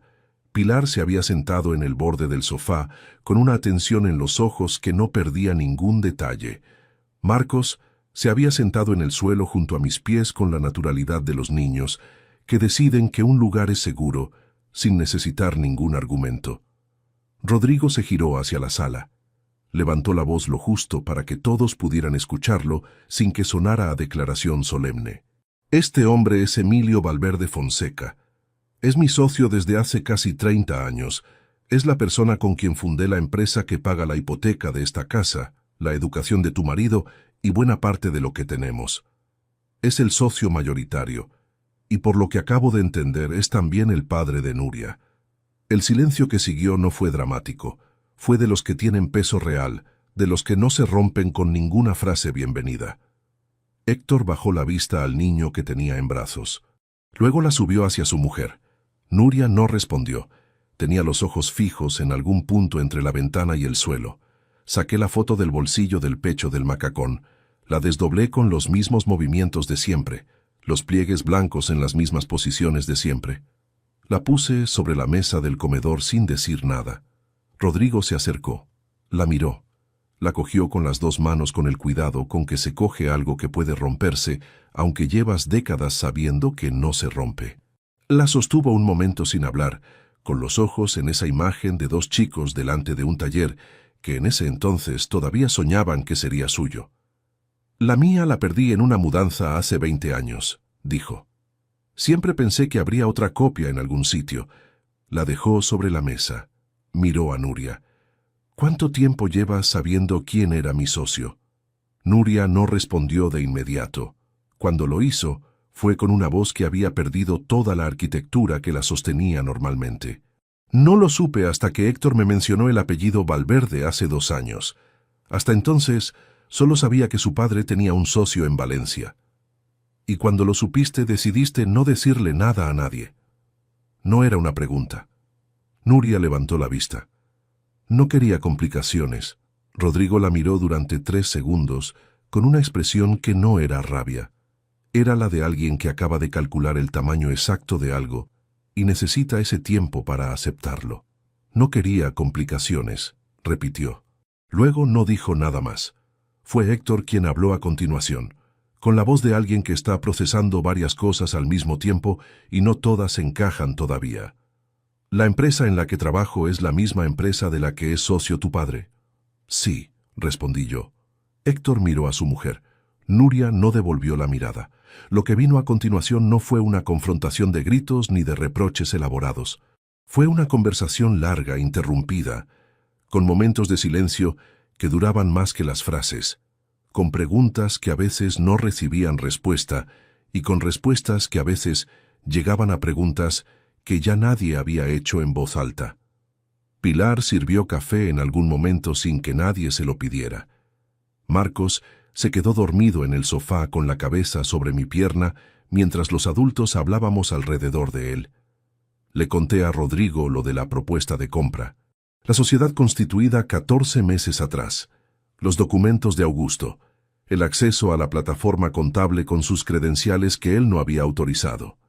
Rodrigo escuchó todo sin interrumpir, con las manos planas sobre la mesa y una expresión que fue cambiando despacio, de la sorpresa al reconocimiento, y del reconocimiento a algo más duro que no llegó a nombrarse en voz alta, pero que estaba ahí para quien quisiera verlo. Nuria escuchó también, sin levantarse, sin intentar interrumpir ni corregir ningún detalle, solo escuchando, con esa quietud de quien ha llegado al punto en que el esfuerzo de mantener la versión ya no tiene ningún sentido porque la versión ya no existe. Cuando terminé, Rodrigo me miró. «¿Qué quieres hacer?» «Lo que ya hice», respondí. «Aparecer. Lo demás ya está en manos de Augusto». Lo que ya estaba en manos de Augusto era esto: una notificación formal enviada esa misma semana a la dirección de Nuria en Madrid, con copia al abogado de la empresa, indicando que los 600 euros mensuales que yo transfería para gastos relacionados con los nietos quedarían cancelados a partir de los 15 días siguientes a la recepción del escrito. Y la instrucción a Augusto de revisar el testamento vigente para modificar la cláusula que establecía a Nuria como heredera directa de mis participaciones societarias, sustituyéndola por una estructura fiduciaria que protegiera los intereses de Marcos y del pequeño Rodrigo de forma directa, sin intermediarios. No lo anuncié en voz alta en esa sala, no era necesario. Esas cosas no se dicen, se hacen. Lo que sí dije antes de levantarme fue algo que iba dirigido a Héctor y no a Nuria, aunque los dos estaban en la misma sala. Tus hijos tienen un abuelo en Valencia. Eso no va a cambiar, independientemente de cualquier otra cosa. Si alguna vez quieren conocerle, saben dónde encontrarle. Héctor asintió. No habló, pero el gesto fue suficiente. Cogí los paquetes que había dejado junto a la puerta. Los puse sobre la mesa del comedor. Los regalos son para los niños, no para ningún adulto. Me puse el anorak. Rodrigo me acompañó hasta la puerta. En el umbral los dos nos detuvimos un momento. No hubo abrazo, no lo necesitábamos. Solo ese segundo en que dos hombres que llevan décadas construyendo algo juntos entienden sin palabras que lo construido no se va a caer por nada de lo que acababa de ocurrir en esa tarde. «El lunes hablamos», dijo Rodrigo. «El lunes hablamos». Crucé el umbral. Antes de que la puerta se cerrara del todo, me giré una sola vez. Nuria estaba de pie en el pasillo. La miré. Ella me sostuvo la mirada durante 3 segundos, y en esos 3 segundos vi algo que hacía mucho tiempo que no veía en su cara. No arrogancia, no cálculo, no la distancia que había construido ladrillo a ladrillo durante años, solo el cansancio de alguien que ha sostenido algo demasiado pesado durante demasiado tiempo. Le dije lo que había preparado para decirle, sin rabia, sin volumen, con la misma calma con que uno dice las cosas que ya no necesitan énfasis, porque son suficientemente sólidas por sí solas. Cuando quieras que tus hijos conozcan a su abuelo de verdad, ya sabes dónde encontrarme. La puerta se cerró. Me quedé un momento en el exterior, en el frío de diciembre de esa tarde en Madrid, con la verja de hierro negro delante y los pinos del jardín recortados con esa precisión que requiere personal. La calle estaba tranquila. Desde dentro de la casa no llegaba ningún sonido. Caminé hasta el coche, abrí la puerta, me senté. Puse las manos sobre el volante sin arrancarlo todavía. No sentí victoria, no sentí alivio, no exactamente. Sentí lo que siente un hombre cuando ha puesto algo que estaba en el suelo exactamente donde corresponde estar. No euforia, sino la solidez de las cosas correctas, el peso exacto de lo que era necesario, y se hizo. Nada más, nada menos. Arranqué. Puse la calefacción. La carretera de vuelta a Valencia serían 4 horas. Lo que no supe hasta 2 días después, cuando Lucía me llamó para contarme lo que le había llegado a través de un familiar de Madrid, es que esa noche, después de que yo me fui, Marcos le preguntó a su madre por qué el abuelo se había marchado tan pronto, y que Nuria no supo qué responderle durante un tiempo largo. Que el niño esperó la respuesta, con esa paciencia que tienen los niños de 4 años, que todavía no han aprendido, que hay preguntas que los adultos no saben contestar. y que cuando finalmente Nuria abrió la boca, lo único que dijo fue que el abuelo vivía lejos, pero que volvería. Si eso era una promesa o solo una forma de ganar tiempo, no lo sé. Pero lo que sí sé es que yo volvería. No cuando me invitaran, no cuando la situación fuera cómoda, no cuando resultara conveniente para ningún adulto de esa historia. Volvería porque había 2 niños en esa casa con los ojos de Consuelo, y eso era suficiente. Si te gustó esta historia, dale like al video, suscríbete al canal y comparte tus impresiones en los comentarios. Para escuchar la próxima historia, haz clic en la caja de la izquierda. Gracias por vernos.